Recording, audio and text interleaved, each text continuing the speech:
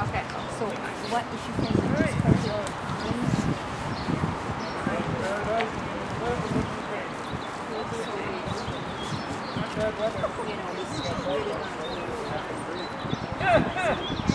Trying to wake up from it, but that's done good.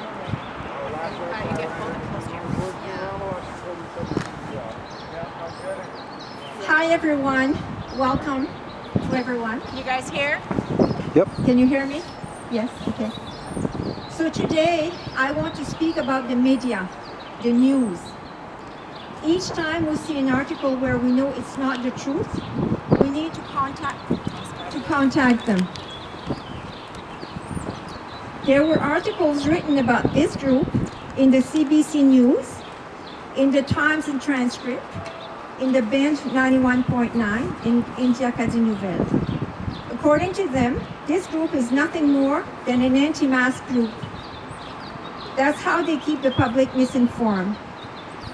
That's how they keep the public from knowing the true reason for us being here. What they are doing is wrong, and we need to confront them with it.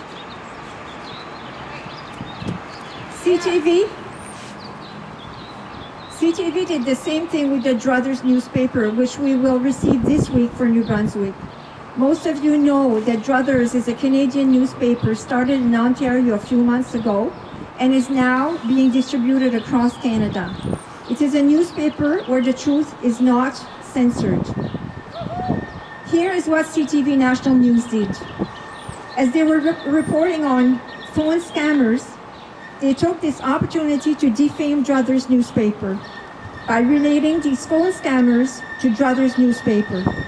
CTV even went so far as to use the words cold-hearted criminals in reference to Druthers. Why? What was their intention behind this? What is the CTV trying to smear Druthers with blatant lies and misinformation? Is that what the news has become? For a year now, exposing the truth is being discredited and demonized. And that includes world-renowned doctors and scientists. Anyone trying to get the truth out is in some form of danger. What the media is doing is absolutely wrong. We need to contact them and hold them accountable for their blatant misinformation. The world is being bombarded by corruption, misinformation, and lies. All their crew know this too well.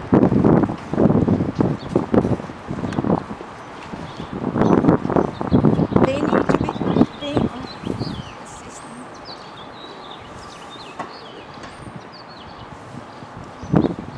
Okay. They need to be held accountable for what they publish. Labeling us as an anti-mask group is a propaganda technique used to discredit, degrade, minimize, and manipulate. Yeah. It's a well-known technique for the public to reject a group or an idea. This technique has been utilized every day across the world for the past year. It is nothing short of a bullying technique, one meant to divide and shame a group for not supporting what is being pushed. All of them, CBC, Times and Transcript, Acadie Nouvelle, Bend 91.9, who published articles calling us an anti-mask group, needed to be confronted.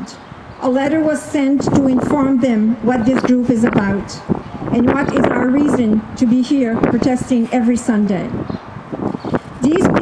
These peaceful protests are concerning the government overreach with their control measures causing enormous harm to people. These protests are not about masks. Those who want to wear a mask to protect themselves against tyranny, against the threats of losing their jobs, or against threat of physical harm, or for any other reason are also attending the rallies. That's right. Yeah. They need to know that the reason for these protests is that we are advocating against all control measures imposed under the pretext of COVID. Yes. Here is a list of what was sent to them. Number 1, we oppose the lockdown for which the consequences have been devastating to the entire world. Many more have been harmed by the lockdowns than harmed by COVID.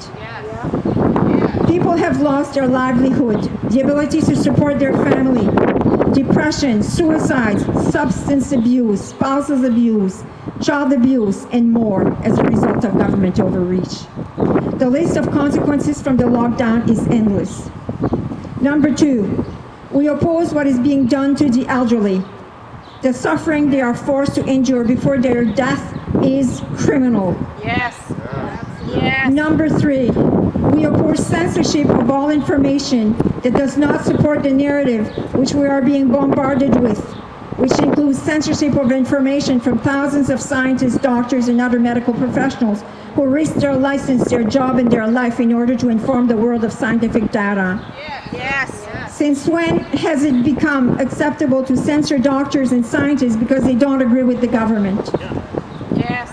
Number 4, we oppose the masked police who terrorize people with tickets, bullying, brutality, and terror.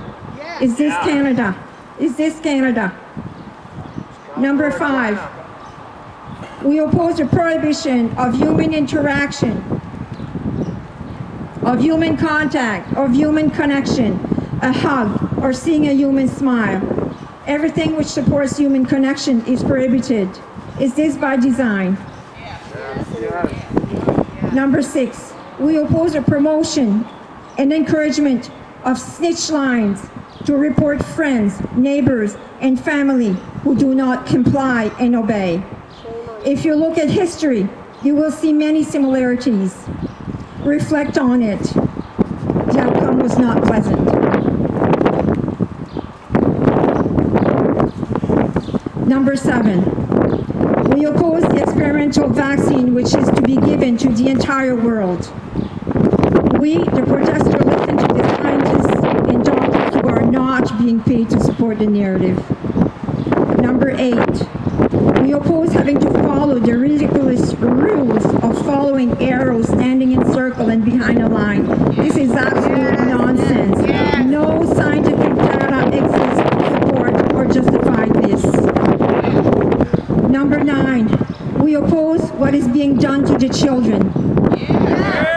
Children's mental health is affected even more than older adults by this tyranny. Absolutely. They can no longer be children, play, and be spontaneous like children used to be. They are being conditioned. They are bombarded with constant orders to obey and comply. They have become full of fear and anxiety. The high number of suicide occurring on children aged 7 to 15 has never been seen before. Subjecting children to this kind of torture is criminal. We are expected to believe that the children are being subjected to this kind of suffering and to this kind of damage to protect them from a virus, which data shows that children affected by this virus is so low it cannot be calculated. There's too many zeros, yet the massive harm and psychological damage done to the children continues. This is what the media needs to report, that we, as a small group, are opposing all of this. We all know that there is no scientific basis in regard to the issues of confinement, distanciation, quarantine, and mask on healthy people. Those measures are illegal. We, as a society, have a responsibility not to be complicit in crimes against humanity by collaborating to enforce the control measures imposed by those orchestrating what is unfolding. Who is responsible for these crimes? Is it those who are dictating? Is it those who are enforcing? Is it those who let it happen? Or those who don't want to see it? We need to reflect. What is coming? Will we be complicit or will we stand against this?